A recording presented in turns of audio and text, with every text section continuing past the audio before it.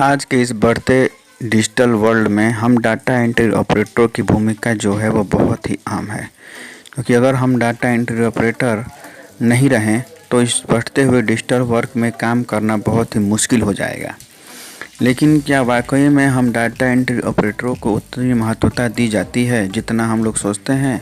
नहीं। सरकार का नीति आप देख लीजिए, हम लोगों को अल्प वेतन पर हम लोगों से काम कराया जाता है, और वो भी हमारे गृह जिला से दूर भेजकर। अब बताइए आप ही लोग कि अल्प वेतन में कोई भी जिला से दूर रह के कैसे काम कर सकता है, कैसे अपने परिवार का पालन पोषण कर सकता है, जबकि हम काम उतना ही करते हैं जितना कि एक सरकारी कर्मचारी करता है। काम की बात करें तो हम उनसे कहीं ज़्यादा काम करते हैं, क्योंकि हमारे ऊपर सारे डिजिटल वर्क का लोड होता है, लेकिन हमें अल्प वेतन दिया जाता है। साथ ही साथ जब हम दूसरे ज़िले में काम करते हैं तो हमारे लिए स्थानांतरण की सुविधा भी नहीं है कि हम अपना स्थानांतरण करा के अपने गृह जिले में रहकर और अल्प वेतन पर भी अच्छे से काम कर सके। इसी विषय में हमारे बिहार राज्य के डाटा इंटरप्रेटर संघ ने बेल्टोन को एक पत्र लिखा और उनसे गुजारिश की है कि हमारे स्थानांतरण की व्यवस्था की जाए। आइए देखते हैं क्या उन्होंने पत्र लिखा। चलिए चलते हैं लेटर पे। और लेटर पे चलने से पहले मैं आपसे एक विनती करूंगा, कृपया आप इस चैनल पर नए हैं तो इस चैनल को शेयर और सब्सक्राइब जरूर करें, ताकि हम आपके लिए ऐसे ही अपडेट नए नए लाते रहें। चलिए चलते हैं वीडियो पर।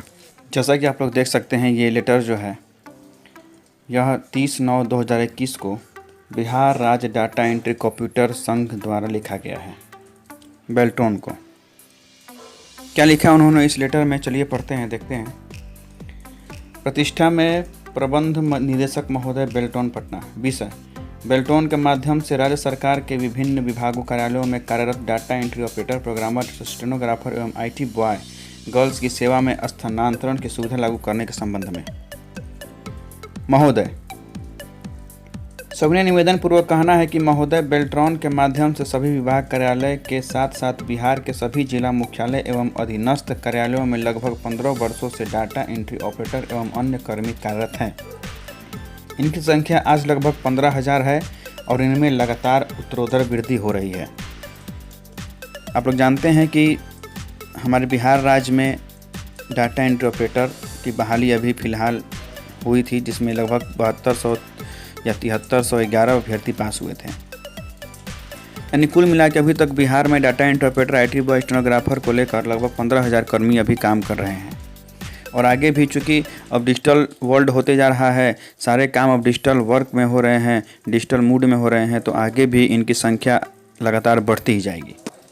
तो आगे कहा जा रहा है कि उक्त सेवा में स्थानांतरण की सुविधा नहीं रहने के कारण जिन कर्मियों का एक बार नियोजन किसी विभाग कार्यालय में हो गया है, उनको वही कार्य करने को मजबूर रहना पड़ता है, जिसके कारण कर्मी काफ़ी परेशान रहते हैं तथा वे चाहकर भी अपना स्थानांतरण कहीं नहीं करा सकते हैं। जी हाँ दोस्तों, स्थानांतरण के संबंध में मैंने भी कुछ दिन पहले बेल्टोन में बात किया था, जिसका वीडियो आप ऊपर आई बटन पर क्लिक करके देख सकते हैं। तो मुझे यही रिप्लाई मिला था कि चूँकि 1 साल बाद स्थानांतरण का नियम है और अभी नियम यह बना नहीं है, तो जब नियम बनेगा स्थानांतरण का तो आपका हम किसी दूसरे विभाग में या फिर किसी दूसरे ज़िले में स्थानांतरण कर सकते हैं। जैसा कि आप लोग जानते हैं कि अभी जो भी स्थानांतरण का नियम है वह म्यूचुअल अंडरस्टैंडिंग के तहत है।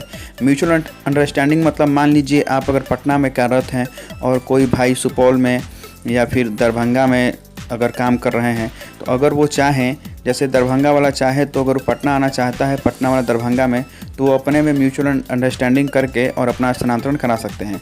बाकी इसके अलावा स्थानांतरण का अभी तक कोई नियम नहीं बना है।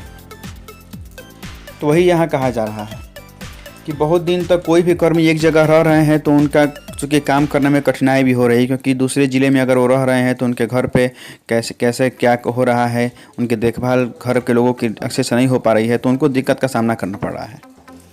तीसरा पॉइंट पढ़ते हैं। तीसरा पॉइंट कह रहा है कि महोदय, पिछले करीब 2 वर्षों में कोविड-19 जैसे वैश्विक महामारी के कारण हमारे कई साथियों ने अपने परिवार, बुजुर्ग माता पिता को खो दिया है, जिनके ऊपर परिवार की देखभाल की जिम्मेवारी होती है। वैसे कार्यरत कर्मियों को अब सरकारी दायित्व के साथ साथ पारिवारिक जिम्मेवारी भी बढ़ गई है। अपने गृह जिला से काफ़ी दूर रहने के कारण दोनों जिम्मेवारी एक साथ निभाने में कठिनाइयों का सामना करना पड़ रहा है। तो आप लोग जानते हैं कि ऐसे कोविड-19 वैश्विक महामारी में हमारा पूरा देश त्रस्त था। उनमें हमारे data entry operator, stenographer, IT boy, girl भी थे।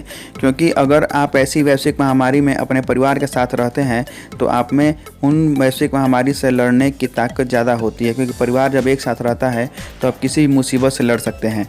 लेकिन ऐसे में data entry operator, IT boy, girl जो कि दूसरे ज़िले में जिनका पोस्टिंग है, अपने घर से बहुत दूर पोस्टिंग था, तो उनके माता पिता को सहायता नहीं मिल पाई, सहयोग नहीं मिल पाया। ऐसे में हमारे डाटा एंट्री ऑपरेटर और स्टेनोग्राफर, आईटी बॉय, गर्ल के बहुत सारे ऐसे हमारे कर्मी हैं जिन्होंने अपने माता पिता को खो दिया और उनके पास भी नहीं जा पाए। चौथा नंबर पॉइंट है कि उल्लेखनीय है कि बेल्ट्रॉन के ज्ञापन इतना दिनांक 5/6/17 द्वारा कार्यरत कर्मियों की सेवा कार्य समाप्त होने अथवा अतिरेक होने के कारण वापसी होने पर पुनर्नियोजन का प्रावधान है। परंतु प्रायः देखा जा रहा है कि पुनर्नियोजन की स्थिति में कर्मियों को एंट्री मानदेय पर ही नियोजन कर दिया जाता है, जो प्रासंगिक प्रतीत नहीं होता है, जबकि कर्मियों का पुनर्नियोजन अंतिम वेतन पूर्जा के आधार पर होना चाहिए। ये पॉइंट जो है बहुत महत्वपूर्ण पॉइंट है हम लोगों के लिए, क्योंकि ऐसा हम लोग जानते हैं कि मान लीजिए अगर आप डाटा एंट्री ऑपरेटर के तौर पे 2 साल 3 साल काम कर लेते हैं, आपको अगर अपना विभाग पसंद नहीं है तो आप रिजाइन दे देते हैं, तो आप बेल्ट्रॉन के पैनल में फिर से आ जाते हैं, फिर आपका नियोजन कहीं और कर दिया जाता है। लेकिन यहाँ पर यह बात कही जा रही है कि मान लीजिए आप 2 साल 3 साल काम कर लिए तो आपका वेतन जो वृद्धि होता है, मान लीजिए आप 17,000 पे अपना ज्वाइनिंग किए, आपका 2 साल में 17,000 से 20,000 ज्वाइनिंग मतलब आपका वेतन हो गया।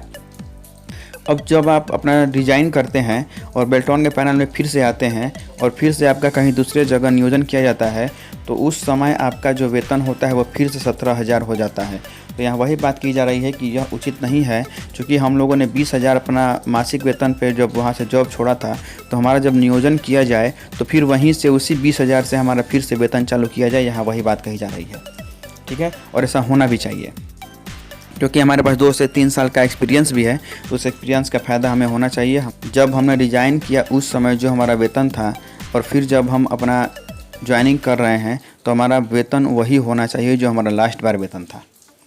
5वां पॉइंट है कि अतः प्रबंध निदेशक महोदय से आदर आग्रह है कि उक्त समस्याओं पर सहानुभूतिपूर्वक विचार करते हुए हमारी सेवा में स्थानांतरण की सुविधा लागू करने की महती कृपा की जाए। साथ ही स्थानांतरण एवं पुनर्नियोजन की स्थिति में कर्मियों के मानदेय का निर्धारण अंतिम वेतन पूर्जा के आधार पर किया जाए, ताकि पूर्व से कार्य कर रहे कर्मियों की वरीयता बनी रहे। महोदय, इस कार्य के लिए हम सभी ऑपरेटर श्रीमान का सदैव आभारी रहेंगे। क्या दोस्तों, यही अपील की गई है कि जो भी हम लोग का स्थानांतरण का प्रक्रिया है उसे जल्द से जल्द लागू किया जाए, ताकि हम भी कम वेतन, चूँकि हम लोग दूसरे ज़िले में काम करते हैं तो हम लोग का अभी अल्प वेतन है, 17,000 में कुछ होने वाला है नहीं। आप किसी और ज़िले में जाते हैं तो वहाँ तो आपको केवल 5,000 रूम रेंट देना पड़ जाता है, फिर खाने पीने का अलग व्यवस्था, यानी लगभग आपका 10,000 ऐसे ही खर्च हो जाता है। तो 7,000 में हम खाएँगे क्या, बचाएँगे क्या? तो वही यहाँ कहा जा रहा है कि हम लोग को स्थानांतरण की सुविधा दी जाए, ताकि हम अल्प वेतन पर अपने ज़िले में काम करके और कुछ पैसा बचा सकें। और दूसरी बात कि जब हमारे पास अनुभव है, जब हम अपना काम छोड़ते हैं और फिर से जब हमारा नियोजन होता है, तो हमारा अंतिम पूर्जा के तहत ही हमारा मासिक वेतन होना चाहिए। यही इसमें अपील की जा रही है। जैसा कि आप लोग देख रहे हैं कि इस लेटर पर बेल्ट्रॉन का मोहर भी है, यानी कि यह लेटर जो है वह बेल्ट्रॉन को रिसीव करा दिया गया है। अब देखने वाली यह बात होगी कि बेल्ट्रॉन इस पर क्या कार्रवाई कर रहा है आगे।